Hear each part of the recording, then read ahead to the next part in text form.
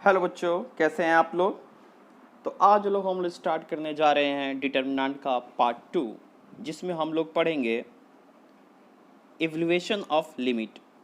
Determinant को evaluate कैसे करते हैं, ठीक है। इवैल्यूएशन ऑफ डिटर्मिनेंट में हम लोग पढ़ेंगे डिटर्मिनेंट की वैल्यू कैसे फाइंड आउट करते हैं। ऑर्डर एक्चुअली हम लोग को जो पढ़ना है, ऑर्डर 2 पढ़ना है। ऑर्डर 2 एंड ऑर्डर 3, इसका मतलब समझाऊंगा मैं। ऑर्डर 2 और ऑर्डर 3 का मतलब क्या होता है डिटरमिनेंट में। इसके अलावा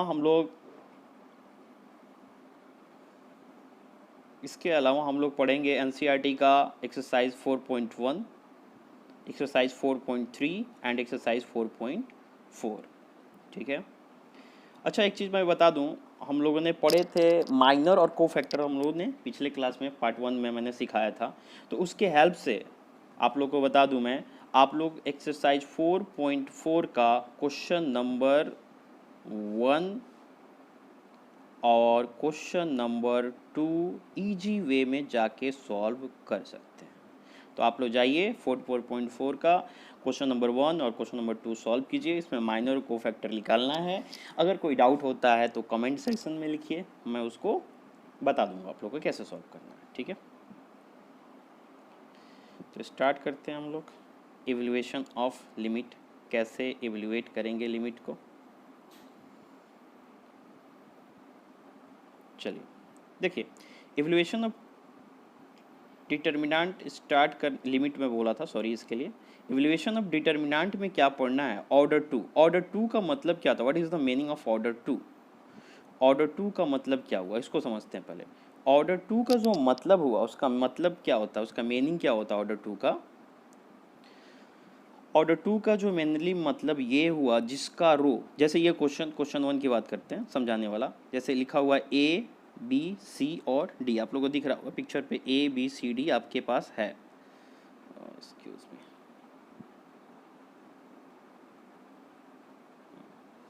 ए बी सी डी लिखा हुआ है। तो ए बी सी डी जो यहाँ लिखा हुआ है उसको समझिए। ए बी सी डी, तो इसको कैसे सॉल्व करेंगे, मैंने बताया था आप लोग क्रॉस मल्टीप्लिकेशन करके बताना।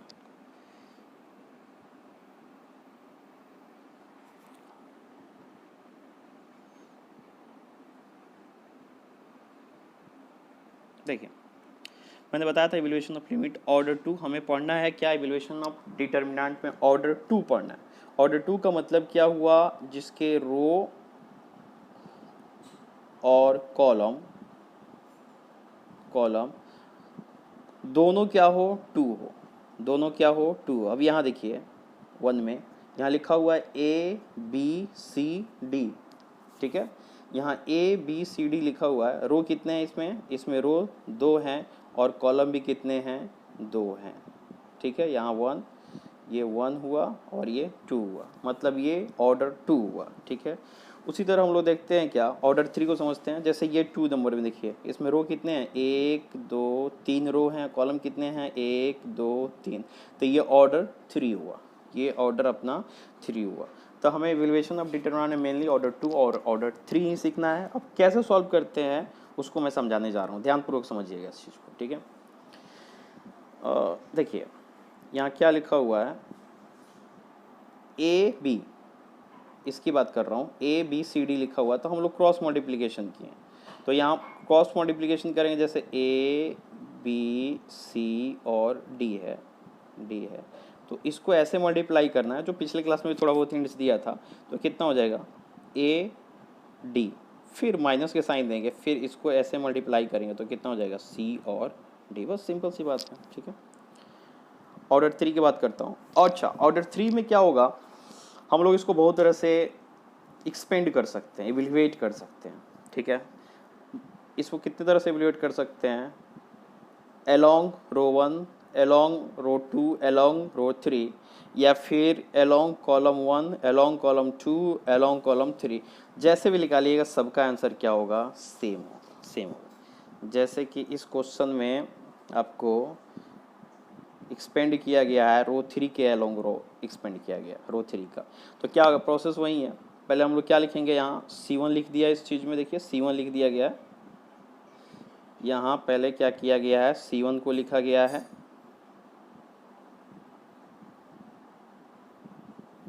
यहाँ देखिए पहले C1 को लिखा गया है।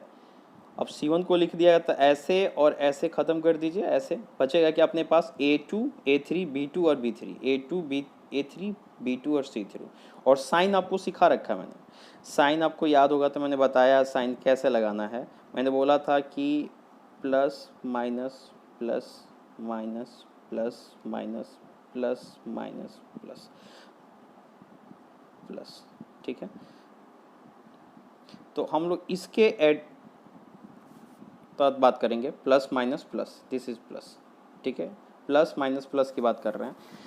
तो यहाँ लिखा हुआ है, देखिए यहाँ क्या लिखा हुआ है, यहाँ लिखा हुआ है C1 C1 C1, C2 की जगह क्या साइन आ जाएगा, माइनस, और C3 की तरह क्या साइन आ जाएगा, plus. C1 C2 C3 C1 C2 C3। अब इसको ऐसे छोड़ दूंगा तो ये बच गया बीच वाला टर्म, फिर C2 की जगह माइनस C2 लगा दिया तो माइनस C2 लगाऊंगा तो ये ऐसे और ऐसे ख़त्म हो जाएगा, ऐसे बचेगा क्या, A1 B1 A2 B3, first फिर C3 की जगह क्या आएगा, प्लस साइन, तो C3 का करना है तो ऐसे गया और ऐसे गया, तो क्या बच जाएगा, A1 B1 A2 B2 लिख दिया मैंने। अब उसको सेम वैसे ही सॉल्व कर लेंगे क्रॉस, जैसे अपना ऑर्डर 2, ये ऑर्डर 2 जैसा काम करने लगा, इसको ऐसे फिर ऐसे मल्टीप्लाई कर देंगे तो A2 B3 minus B2 A3, फिर माइनस C2 का A1 B3 A3 और B1 plus C3 A1 B2 और A2 B1, सॉल्व हो गया। जैसे क्वेश्चन सॉल्व करके यहाँ दिखाया गया 1 2 3 4 0 -1 7 -2 और 1, यहाँ एक्सपेंड किया है मैंने रो 1 के अकॉर्डिंग, रो 1 के अकॉर्डिंग सॉल्व किया। तो यहाँ क्या आएगा, प्लस माइनस प्लस साइन आएगा तो प्लस 1 के साथ आएगा, तो ये ऐसे गया और ऐसे गया, तो किससे मल्टीप्लाई कर देंगे, 2 को -1 के साथ, ठीक है, सॉरी ऐसे गया और ऐसे गया, ऐसे और ऐसे, क्या बचेगा, पहले पहले 0 1 आएगा तो 0 को 1 से मल्टीप्लाई करेंगे, इट बिकम 0, और -2 को -1 से मल्टीप्लाई करेंगे तो -2 और -1 कितना हो जाएगा, +1 +2 हो जाएगा, -2 सॉरी, यहाँ जो है यहाँ 1 लिख दिया मैंने, और इसको 0 और 1 से मल्टीप्लाई करूँगा ऐसे ऐसे, तो कितना हो जाएगा 0, जो यहाँ 0 लिखा हुआ है, फिर ऐसे मल्टीप्लाई करूँगा तो -2 और -1 कितना हो जाएगा, +1, हाँ माइनस वाला साइन आ गया, -2 तो ये हो गया। उसी तरह -2 वाला किया मैंने तो -2 ऐसे ऐसे और ऐसे साफ हो जाएगा, 4 7 -1, ये डायरेक्ट किया गया, तो 4 को 1 से मल्टीप्लाई कीजिएगा तो 4, और 7 को -1 से कीजिएगा तो प्लस माइनस -7, अब +3, इसको सॉल्व किया -48 आ गया। अगर ये दो चीज़ कॉन्सेप्ट समझ में आ गया तो आप इजी वे में एक्सरसाइज 4.1 डिटर्मिनेंट का लगा सकते हैं, ठीक है। तो मैं अब बताने जा रहा हूँ डिटर्मिनेंट NCERT CBSE का एक्सरसाइज 4.1, ठीक है। देखिए 4.1, चलिए एक्सरसाइज 4.1 में जो first question, sorry question number 2 first कर लीजिएगा, बहुत इजी क्वेश्चन है। क्वेश्चन नंबर 2 जो है लिखा है evaluate the determinant order 2, order 2 है, देखने से लग रहा है ऑर्डर 2 है। क्वेश्चन क्या है, क्वेश्चन जो है अपने पास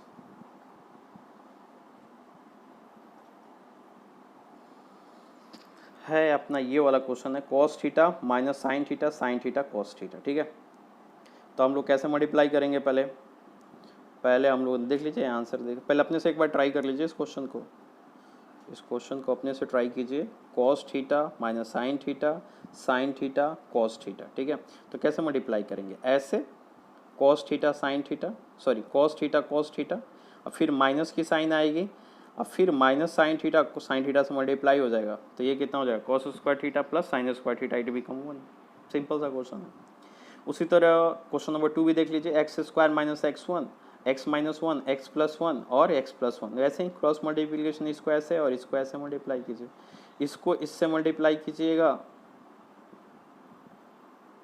देखिए इसको इससे मल्टीप्लाई कीजिएगा, फिर इसको इससे मल्टीप्लाई कीजिएगा, माइनस करके सॉल्व कीजिएगा, एक्स स्क्वायर माइनस एक्स और 2 हो जाएगा। एक बार देख लीजिए, ध्यानपूर्वक देखिए। X square minus x plus 1, x plus 1, x minus 1, ये 9th क्लास का कॉन्सेप्ट है। सिंपल सा मल्टीप्लिकेशन है। एक्स को पहले इतना से मल्टीप्लाई कर दिया गया, फिर 1 को इतना से मल्टीप्लाई कर दिया गया। एक्स माइनस 1 एक्स प्लस 1, ये मतलब ए स्क्वायर माइनस बी स्क्वायर का फॉर्मूला में तोड़ दिया गया, इसको एक्स स्क्वायर माइनस 1 सॉल्व किया गया, इतना आ गया। ठीक है, फिर आता है क्वेश्चन नंबर 5। बोला है 3 ऑर्डर का, 3 ऑर्डर का। ठीक है, 3 ऑर्डर का देख लीजिए क्वेश्चन। 3 रो और 3 कॉलम है इस क्वेश्चन में।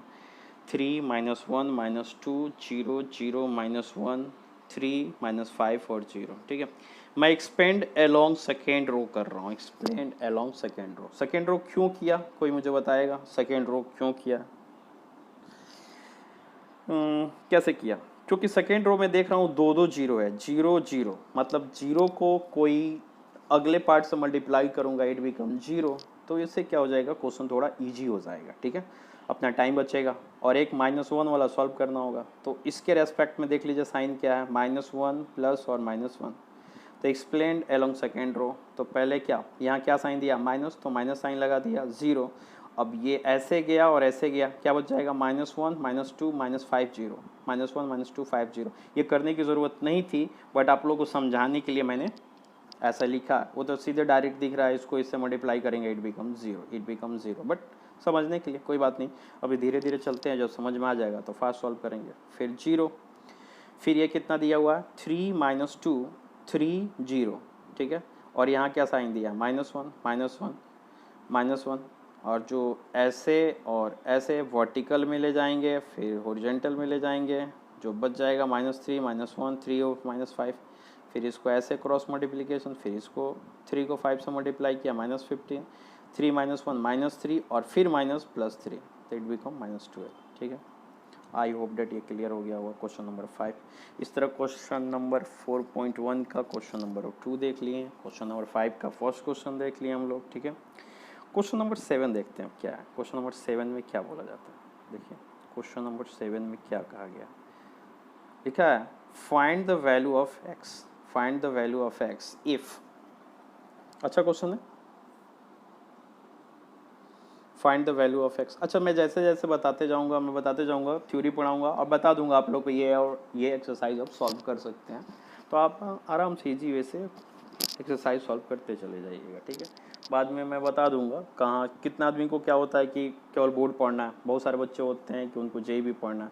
तो मैं इस तरह से पढ़ाऊँगा कि बोर्ड वाला जो पढ़ना है वो बोर्ड भी पढ़ सकता है, जिसको जेई पढ़ना है जेई पढ़ सकता है, जिसको दोनों पढ़ना है वो दोनों पढ़ सकता है, किसी को ज़्यादा दिक्कत नहीं आएगी इसमें। ठीक है, अभी हम लोग का जो कॉन्सेप्ट चल रहा है सब बोर्ड लेवल का ही चल रहा है। तो क्वेश्चन लिखा है find the value of x if 2 4 2 1, determinant है। ऑर्डर इसका कितना है, 2 है, क्योंकि 2 रो 2 कॉलम है, सेम इधर भी है।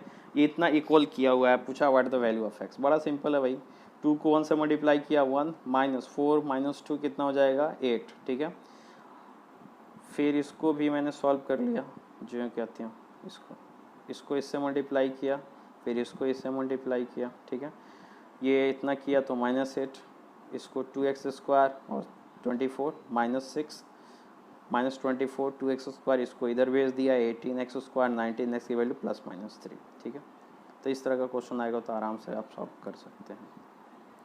ठीक है, एक क्वेश्चन और दिख रहा है मुझे, जो अच्छा क्वेश्चन है, मतलब कि मैं उतना ही बता दूंगा कि आराम से आप बाकी के जो क्वेश्चन है, मैं एक क्वेश्चन नहीं सॉल्व कर रहा हूँ, बाकी क्वेश्चन आप सॉल्व कर सकते हैं जाके। एक्सरसाइज जैसे 4.1 बोला, क्वेश्चन 4.1 को सॉल्व कीजिए। अगर जो क्वेश्चन नहीं आया है आपसे, नहीं बना है, कमेंट में लिख दीजिएगा, मैं फिर से उस क्वेश्चन को सॉल्व करके दिखा दूंगा। ठीक है, क्वेश्चन नंबर 3 में क्या लिखा हुआ है, ए की वैल्यू, कोई ए है, मैट्रिक्स है, मैट्रिक्स अभी पढ़ाया नहीं है। डिटर्मिनेंट और मैट्रिक्स में यही फ़र्क है कि मैट्रिक्स में क्या होता है कि ये आपका वो डिटर्मिनेंट में वर्टिकल और वर्टिकल लाइन, ऐसे 2 लाइन होता है, वर्टिकल लाइन होता है, एक ऐसे लाइन होगा, जैसे ये ऐसे लाइन होगा और ऐसे लाइन होगा। डिटर्मिनेंट में क्या होगा, थोड़ा सा ऐसे बन जाएगा, थोड़ा सा ऐसे टील हो जाएगा, जैसे यहाँ दिख रहा है। ठीक है, बताऊँगा इसके बारे में, बताऊँगा हो सके तो। मैं मैट्रिक्स और डिटर्मिनेंट दोनों कंबाइन करके पढ़ाऊँगा। ठीक है, अलग अलग नहीं पढ़ाया जा सकता। अच्छा पढ़ना है, ज़्यादा डीप में पढ़ना, अच्छे तरह से समझ के पढ़ना, तो आपको दोनों चैप्टर में कंबाइन करके ही पढ़ाऊँगा। लेकिन बता दूंगा, कोई दिक्कत नहीं होगी। Then prove that determinant 2a equal to 4 और डिटर्मिनेंट a, ठीक है। तो पहले मैंने लेफ्ट हैंड साइड को सॉल्व किया। क्या लिखा हुआ है 2a, तो 2a का मतलब क्या हुआ, जितने एलिमेंट हैं, मल्टीप्लिकेशन में क्या होता है, डिटर्मिनेंट में अगर मल्टीप्लाई करते हैं तो ईच एंड एवरी टर्म से मल्टीप्लाई करते हैं। जैसे 2a मतलब इसके 1 में भी 2 से मल्टीप्लाई करना पड़ेगा, 2 में भी, 4 में भी, 2 में भी, सारे में मल्टीप्लाई कर दिया। तो यहाँ से 1 से 2, 2 2 जा 4, 4 क्या है, ठीक है। फिर 4a 4a 4a 4a, देखिए 4a 4a 4a, तो 4a का ये तो सॉल्व कर लिया, इसको ऐसे और इसको ऐसे, -24 आ गया 4a। तो 4 लिया मैंने और ये क्या किया, a को इसको अलग से सॉल्व कर लिया, तो 2 - 8 मल्टीप्लाई किया, लास्ट में भी ये भी कितना हो गया -24, दोनों सॉल्व कर दिए, -24 -24 हो गया, ठीक है। तो इस तरह से आप एक्सरसाइज 4.1 इजी वे में सॉल्व कर सकते हैं, ठीक है। फिर आगे बढ़ते हैं हम लोग। डिटर्मिनेंट का 4.1 अपना इस तरह से सॉल्व हो गया।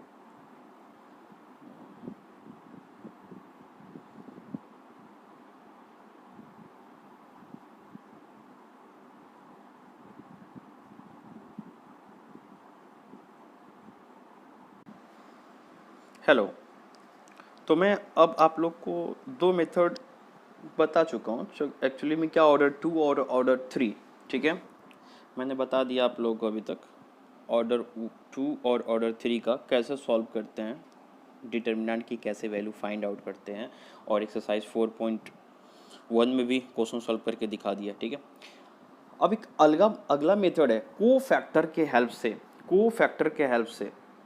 को फैक्टर निकालने आप लोग को आता है, पहले बता चुका हूँ को फैक्टर कैसे निकालते हैं। With the help of cofactor how to find value of determinant, ठीक है। को फैक्टर के हेल्प से डिटर्मिनेंट की वैल्यू कैसे निकालते हैं उसके बारे में आज हम लोग बताऊंगा, अगला पार्ट यहीं बताने वाला हूँ, ठीक है। अब देखिए यहाँ लिखा हुआ है, आप लोग को दिख रहा होगा कि ये आपका कितने रो बने हुए हैं, बहुत सारे रो बने हुए हैं, n रो बने हुए हैं और n कॉलम बने हुआ है, ठीक है। ये डिटर्मिनेंट है जिसका n क्रॉस n ऑर्डर है, ठीक है। अब उसको निकालने का बहुत सारा विथ रेस्पेक्ट टू रो 1 निकाला हुआ। रो 1 के कितने एलिमेंट हैं, A11 A12 A3 A11, तो इसके जितने भी एलिमेंट होंगे उसके क्रॉसपॉन्डिंग को फैक्टर से, ध्यानपूर्वक समझिए, क्रॉसपॉन्डिंग को फैक्टर से मल्टीप्लाई करना है और सबको ऑर्डर ऐड करते चले जाना है। उसके बाद से आपका ये समेशन के फॉर्म में लिखा हुआ है, आपका डिटर्मिनेंट की वैल्यू निकल जाएगा। देखिए A11 यहाँ लिखा हुआ है और इसके रेस्पेक्ट में जो को फैक्टर आएगा C11, को फैक्टर को C से रिप्रेजेंट करते हैं, प्लस कोई बुक में A से भी रिप्रेजेंट करता है, प्लस फिर इसके अगला टर्म कौन सा है A12 लिया और उसके रेस्पेक्ट वाला, उसी के रेस्पेक्ट A12 का पोजीशन के रेस्पेक्ट में ही जो को फैक्टर आएगा उसको इससे मल्टीप्लाई कर देंगे, फिर प्लस A13 और उसी के रेस्पेक्ट में जो आएगा को फैक्टर उससे मल्टीप्लाई कर दिया, फिर प्लस, ऐसे करते चले जाएंगे, सबको ऐड करेंगे। समेशन के फॉर्म में लिखा गया 1 से लेकर n तक एलिमेंट था, A और C 1R, ठीक है। सेम कहानी इसमें कॉलम के रेस्पेक्ट में भी हम लोग निकाल सकते हैं। कैसे निकालेंगे देख लीजिए। C3 के रेस्पेक्ट में निकाला गया तो उसके एलिमेंट C3 का कौन कौन सा एलिमेंट होगा, ये A13 A23 A24 ऐसे, A3 A44 ऐसे सबको ऐड कर देंगे तो निकल जाएगा, ठीक है। हाँ, ध्यान रहे, अगर मैं क्रॉसपॉन्डिंग एलिमेंट से मल्टीप्लाई नहीं करता हूँ, दूसरे एलिमेंट से मल्टीप्लाई कर देता हूँ, तब इसकी वैल्यू डिटर्मिनेंट की 0 आ जाएगी। अभी क्या बताया, मैं से R1 की बात करता हूँ, रो 1 का, तो इसमें हम लोगों ने मल्टीप्लाई किया था क्या, A11 और C11 plus A12 C12 plus A13 C13, ऐसे मल्टीप्लाई करते हम लोग चले जा रहे थे, ठीक है। तो इसको सबको मल्टीप्लाई करने के बाद आंसर क्या आ जाएगा, जो डिटर्मिनेंट की वैल्यू होगी वहीं आएगी। अब थोड़ा सा हम लोग अलग तरीका से बताता हूँ मैं। अगर मैं क्या करूँ, इसको A11, अब दूसरा एलिमेंट पकड़ लिया, मान लो रो 2 का एलिमेंट को मैं पकड़ लेता हूँ।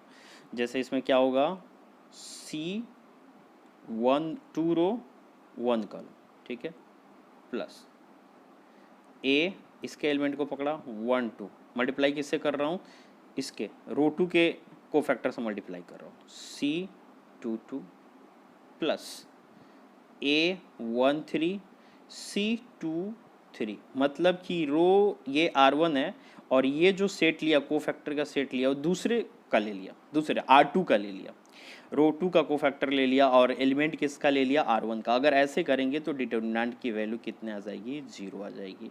ये मैं आपको एक्सरसाइज में, अपना एक्सरसाइज है एनसीईआरटी में सिलेबस में है, वो मैं करके दिखा देता हूँ आपको।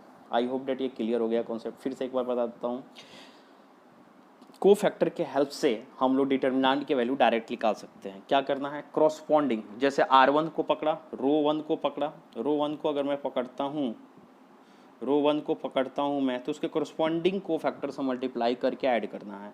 रो 2 को पढ़ूंगा तो करस्पॉन्डिंग उसके एलिमेंट का मल्टीप्लिकेशन करेंगे उसके करस्पॉन्डिंग का मतलब ये हुआ कि 2 1 है, जैसे ये 2 1 है तो उसी के रेस्पेक्ट में जो को फैक्टर 2 1 है उसी से मल्टीप्लाई करना है, अब प्लस कर देना, फिर अगला टर्म, फिर उसके को फैक्टर से मल्टीप्लाई करना है, फिर प्लस, फिर 2 3 से मल्टीप्लाई करना है, फिर प्लस, ऐसे करते चले जाएंगे। ठीक है, सॉल्व करने के बाद जो आंसर आएगा वो डिटरमिनेंट की वैल्यू होगा। अगर आपने रो 1 को पकड़ लिया और कॉलम से मल्टीप्लाई कर दिया तो वैल्यू डिटरमिनेंट की 0 आएगी। ठीक है, 4.4 एक्सरसाइज 4.4, एक्सरसाइज 4.4 को हम लोग सॉल्व करके दिखा देता हूँ। एक क्वेश्चन 4.4 देखिए, बड़ा ही अच्छा क्वेश्चन है 4.4 का। क्वेश्चन नंबर 3 है। 4.4 का 1 सेकेंड, फर्स्ट सेकेंड दोनों क्वेश्चन कर सकते हैं आप लोग। थर्ड क्वेश्चन में बताने जा रहा हूँ। थर्ड क्वेश्चन क्या दिया हुआ है, देखिए, यूजिंग को फैक्टर, देखिए यूजिंग को फैक्टर, फिर से पढ़ता हूँ, using cofactor of element of second row, evaluate करना है। जैसे 5 3 8 2 0 1 1 2 3, मैं कॉरस्पॉन्डिंग एलिमेंट लिख लिया, plus minus plus minus plus minus plus minus plus. ठीक है, तो आपको को फैक्टर निकालना है, तो को फैक्टर निकालने के पहले माइनर निकालना पड़ा, वो भी 2 का निकालना, 2 का मतलब क्या, रो 2 लिखा ना, सेकेंड रो। तो यहाँ ये वाला एलिमेंट कितना होगा 2 1, ये वाला एलिमेंट 2 2, ये कौन सा होगा 2 3। पहले माइनर निकालना पड़ेगा और उसके करस्पॉन्डिंग जो माइनस है, यहाँ माइनस से मल्टीप्लाई, यहाँ प्लस है तो यहाँ प्लस से मल्टीप्लाई, ये माइनस है तो माइनस से मल्टीप्लाई करने के बाद सॉल्व हुआ, 7 आया, फिर 7 आया, -7 आया। आप कर सकते हैं, पर देख लीजिए ध्यानपूर्वक। 2 1 बता चुका हूँ, वो दीजिए, इसको ऐसे गया और ऐसे गया, 3 8 2 3 आ गया, सॉल्व किया 7 आ जाएगा, फिर उसी तरह इसको सॉल्व किया 7 आ जाएगा, इसको सॉल्व किया -7 आ जाएगा। अब एलिमेंट, ये चीज़ मैं बताने वाला हूँ, मेन चीज़ अपना ये टारगेट है बताना, डिटर्मिनेंट की वैल्यू 8 2 1, कॉरस्पॉन्डिंग एलिमेंट 2 1, फिर 8 2 2 जीरो है जो, और कॉरस्पॉन्डिंग एलिमेंट 2 2, फिर 1, मतलब कि ये कौन सा पोजिशन है 2 3 और 2 3। ठीक है, मल्टीप्लाई किया, जैसे 2, ये 2 और यहाँ से 7, फिर ये 0 एलिमेंट 0 को फैक्टर 7, ये 1 को फैक्टर कितना -7, सॉल्व किया 7 आंसर आ गया। ठीक है, अच्छा मैंने बोला था क्रॉसपॉन्डिंग एलिमेंट के अलावा दूसरे से मल्टीप्लाई कर दिए, जैसे मैं दिखा देता हूँ। मान लो क्रॉस, मैं तो निकाल चुका हूँ, ये 2 1 2 3 और 2 3, ये कितना 7 7 और -7 आया।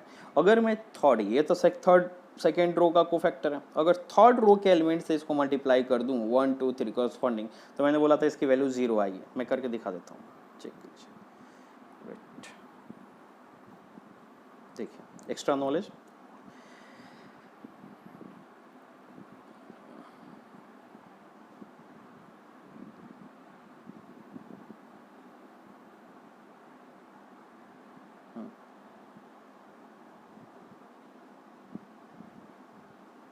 A31 सॉरी A31 2 1, मैंने एलिमेंट ले रखा थर्ड का, देख लीजिए, और कॉरस्पॉन्डिंग एलिमेंट 2 1 2 2 अलग एलिमेंट से मल्टीप्लाई किया, 2 1 जा 7 7 2 जा 14 और 7 3 जा -21, सॉल्व किया, देखिए 0 आ गया।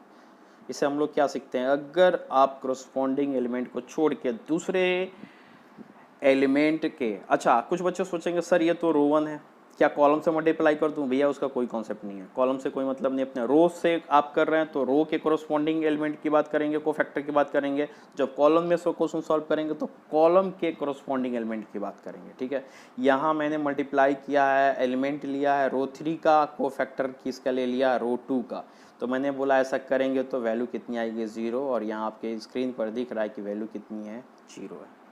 ठीक है,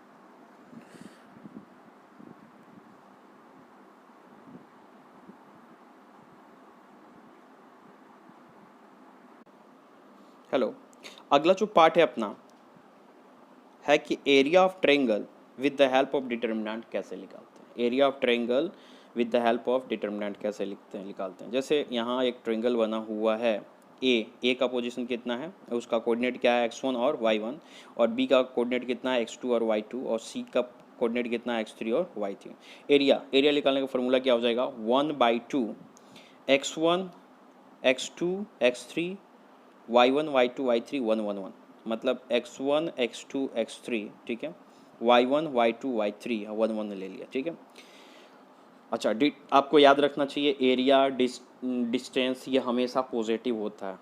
पॉजिटिव होता है इसका मतलब क्या हुआ कि ये पूरे पार्ट में मॉड लगेगा, मतलब पूरे पार्ट में मॉड निकाल लाएगा, हमेशा इसकी वैल्यू पॉजिटिव होगी, नेगेटिव नहीं हो सकती एरिया। नेगेटिव भी आएगा तो उसको हम लोग पॉजिटिव बना देंगे, ठीक है।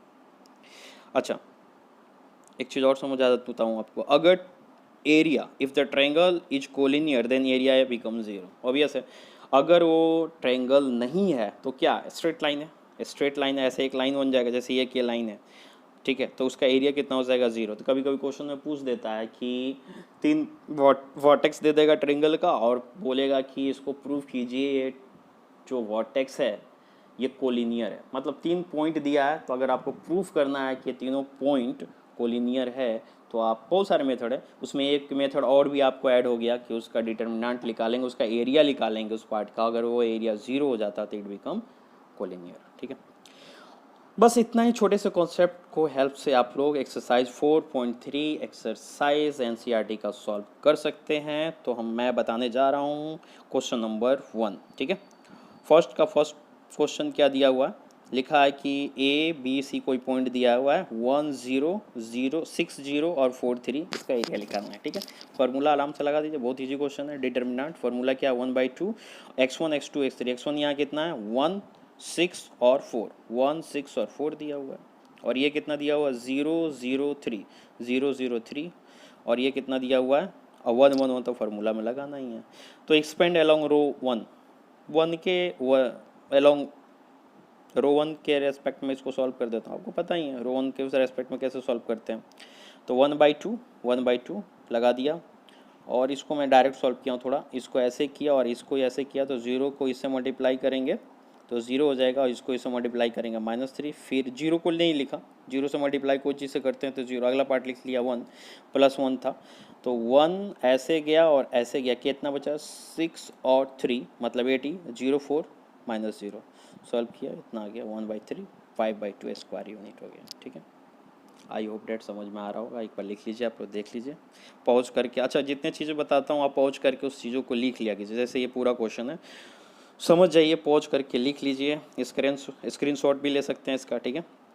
अच्छा, question number 2, so that point, ये 3 पॉइंट दिया हुआ है, जो मैंने बोला था पॉइंट दिया हुआ है A B C point, 3 point दिया हुआ है, और बोला कि कोलिनियर प्रूव करना है, और तीसरी क्वेश्चन है कोलिनियर प्रूव करना है, मतलब क्या प्रूव करना पड़ेगा, डिटर्मिनेंट की वैल्यू क्या है 0 है, तो 1/2, ये पॉइंट कितना था A B C, x axis x coordinate लिख लिया, फिर y coordinate B plus C A plus B, ये लिख लिया 1 1 1। अच्छा, ये जो अप्लाई किया है मैंने अभी मैं यहाँ बता देता हूँ, ठीक है। ये तो पार्ट 2 है, पार्ट 3 में मैं बताने वाला हूँ मल्टीप्लिकेशन ऑफ 2 डिटर्मिनेंट। ये प्रॉपर्टी मैं आपको पार्ट 4 में बताने वाला हूँ, डिटर्मिनेंट की प्रॉपर्टी। इसमें ये चीज़ आपको क्लियर हो जाएगा कि कैसे डिटर्मिनेंट की वैल्यू को सॉल्व करते हैं, ठीक है, पार्ट 4 में। फिलहाल आप ये जान लीजिए R2 है, ये R2 है, R2, ठीक है। R2 में मैंने क्या अप्लाई किया, R2 - R1, और R3 ये है, R3 में क्या अप्लाई किया, R3 - R1, मतलब R3 को R1 से मल्टीप्लाई करना, माइनस करना। चलिए थोड़ा समझा दिया जाए आपको इस चीज़ में। हाँ, ये 1/2 करेक्ट है, ये R1 में कोई छेड़छाड़ नहीं करना है। R2 में क्या करना था अपने को, कॉन्सेप्ट क्या था, R2 को सॉल्व करना है R2 माइनस R1, ठीक है। तो R2 में कितना है B है, देख लीजिए R2 में कितना है B माइनस ए, जो यहाँ लिखा हुआ है B माइनस ए, फिर कितना लिखा हुआ है अगला स्टेप C प्लस ए। अच्छा, माइनस करना है किसको, R1 को मल्टीप्लाई, उसके कॉरस्पॉन्डिंग एलिमेंट कितना है B प्लस सी, ये बी प्लस सी। ये थोड़ा सा आप लोगों को टफ लग रहा है, लेकिन बाद में इसके बारे में पूरा डिटेल में बताऊंगा, टेंशन लेने की ज़रूरत नहीं है। समझ में आ जाता तो वेल एंड गुड, नहीं समझ में आता तो इसको स्किप कर सकते हैं फिलहाल, ठीक है। माइनस बी माइनस सी, ठीक है। तो सी सी कैंसिल आउट, क्या बच गया, ए माइनस बी। देख लीजिए यहाँ क्वेश्चन में ए माइनस बी लिखा हुआ है। फिर इसको 1 माइनस 1 किया 0, फिर आर, उसी तरह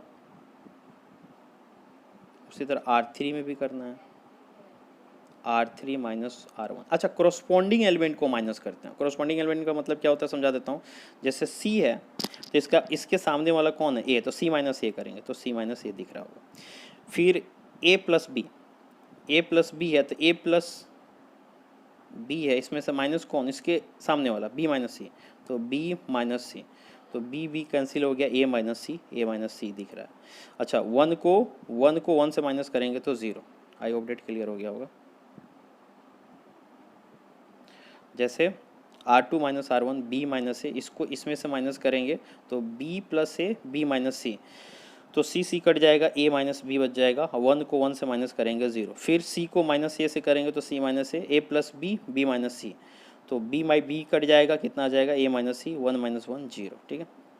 अच्छा, इसमें से देखिए ये R2 दिख रहा है, इसमें से मैंने A माइनस B कॉमन निकाल लिया, इसमें से A माइनस B, तो A ये तो सही है, A B प्लस C1, इसमें से जब A माइनस B जब कॉमन निकाल लेंगे तो यहाँ कितना बचेगा, -1, क्योंकि B माइनस A माइनस निकालिएगा तो -1 आ जाएगा, A माइनस B 1 और 0। उसी तरह इसमें से मैंने क्या कॉमन निकाल लिया, A माइनस C यहाँ से कॉमन निकालेंगे तो कितना आ जाएगा यहाँ, -1 1 0। डिटरमिनेंट का प्रॉपर्टी है, एक्चुअली प्रॉपर्टी से रिलेटेड क्वेश्चन आ गया बीच में, समझा देता हूँ। नहीं समझ में आता तो इसको छोड़ सकते हैं, जब मैं प्रॉपर्टी पढ़ाऊँगा उसके बाद ये क्वेश्चन को देख सकते हैं। तो ये एलिमेंट और ये एलिमेंट मतलब R2 और R3 आप देखिए दोनों आइडेंटिकल हो गए। जब ऐसा होने लगता है, दो रो या दो कॉलम आपस में आइडेंटिकल होते हैं तो डिटरमिनेंट की वैल्यू 0 हो जाती है, तो इट इज कम कोलिनियर, ठीक है। समझ में आ जाता है तो बहुत अच्छा, नहीं आता तो छोड़ दीजिए, इसको आगे मैं बढ़िया से समझाऊंगा, इसमें प्रॉपर्टी लग चुका है, ठीक है। चलिए क्वेश्चन नंबर 5 क्या लिखा, if area of triangle is 35 square unit with vertex 2 -6 5 4 and K4, then K की वैल्यू निकालिए, ठीक है। डिटरमिनेंट के हेल्प से निकालना है इसको। तो एरिया कितना दिया 35, तो 1/2 फार्मूला लगा लेंगे, 2 5 के एक्स एक्सिस, वाई एक्सिस कितना दिया -6 4 4 लिख लिया, और 1 1 1। इसको सॉल्व किया, इवैल्यूएट किया अलोंग रो 1 के रेस्पेक्ट में इसको इवैल्यूएट किया, तो देख लीजिए 1/2 2 plus minus plus plus minus plus, solve करना है आपको आ चुका होगा। अच्छा, डिटरमिनेंट मैंने बोल चुका हूँ, इसके आगे क्या होता है, एक डिटरमिनेंट लगता है, सॉरी मोड लगता है कि पॉजिटिव नेगेटिव होता है। आपको पता होना चाहिए जब मोड, जैसे देखिए ये मोड x की वैल्यू है, मान लीजिए a है, तो ये जो मोड हटता है तो x की वैल्यू कितनी आती है, प्लस और माइनस a आता है, प्लस और माइनस दोनों वैल्यू होता है, तो प्लस माइनस होता है, इसीलिए यहाँ सॉल्व किया गया इसको। और तो ये 35 था, ये मोड हटा, मोड लिखना भूल गया, यहाँ एक्चुअली यहाँ मोड होगा, ठीक है। अब करेक्ट है, मोड लिखिएगा तो क्या होगा, ये मोड हटेगा, जब मोड हटेगा